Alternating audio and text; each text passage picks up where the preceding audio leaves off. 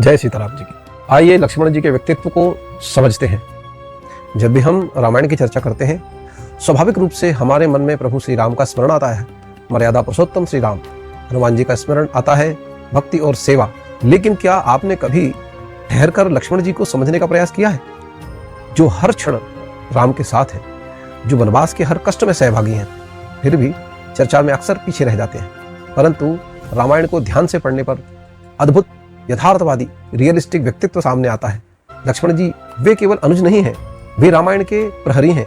उनका व्यक्तित्व अत्यंत स्पष्ट है, न भावनाओं में बहने वाला है, न कल्पनाओं में खोने वाला है, बल्कि हर परिस्थिति को तर्क, सतर्कता और यथार्थ से देखने वाले हैं। पहला प्रसंग देखिए, स्वर्ण मृग का है। सीता जी उस सुंदर मृग को देखकर आकर्षित हो जाती हैं। प्रभु राम स्नेहवश उनकी इच्छा पूर्ण करना चाहते हैं, लेकिन उसी समय लक्ष्मण जी क्या कहते हैं?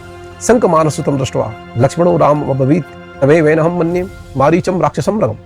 यह साधारण मृग नहीं, मारीच नाम का राक्षस है। ध्यान दीजिए, जहां एक और सौंदर्य है, आकर्षण है, भावुकता है, वहीं लक्ष्मण जी सत्य को पहचानते हैं। वे कहते हैं जो दिख रहा है वही सत्य नहीं है। लेकिन जब उनकी यह बात अनसुनी होती है तो परिणाम क्या होता है? सीता जी का हरण। दूसरा प्रसंग, जब मारीच हे लक्ष्मण पुकारता है, सीता जी चिंतित हो जाती हैं। भावनाएं स्वाभाविक है, लेकिन लक्ष्मण जी विचलित नहीं होते। वे स्पष्ट कहते हैं, नहीं रामो महाराजः शत्रु भी परिभूयते, अर्थात राम को कोई शत्रु पराजित नहीं कर सकता। यहां भी लक्ष्मण भावुक नहीं होते, वे परिस्थिति को अनुभव के तर्क से देखते हैं, लेकिन फिर उनकी बात नहीं मानी जाती। परिणाम सीता जी का हरण होता है। तीसरा प्रसंग, समुद्र के सामने प्रभु रामचंद्र जी मार्ग देने की प्रार्थना करते हैं। यह श्रद्धा है, विनम्रता है, लेकिन लक्ष्मण जी क्या कहते हैं? नहीं दैवम पुरुषाकारम विना सिद्ध्यन्ति करहिचित उत्साहो बलवान आर्य नत्स्युत्साहम परम बलम। वे कहते हैं केवल भाग्य से काम नहीं होता, पुरुषार्थ भी आवश्यक है। यह बहुत गहरी बात है, परंपरा का विरोध नहीं है। केवल प्रार्थना से नहीं, प्रयास से काम होगा।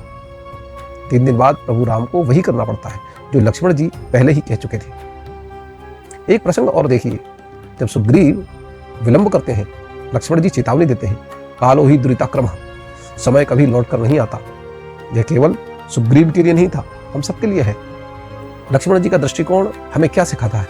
ना तो वे अंध आशावादी हैं, ना ही केवल भाग्यवादी। उनका मार्ग स्पष्ट है, कर्तव्य, सतर्कता, यथार्थ। और ध्यान रखिए, रामायण में जब जब लक्ष्मण जी की बात अनसुनी हुई है, तब तब संकट उत्पन्न हुआ है। इसलिए लक्ष्मण केवल राम जी के अनुज नहीं है, वे धर्म विवेक है, वे चेतना है, वे यथार्थ के प्रहरी हैं।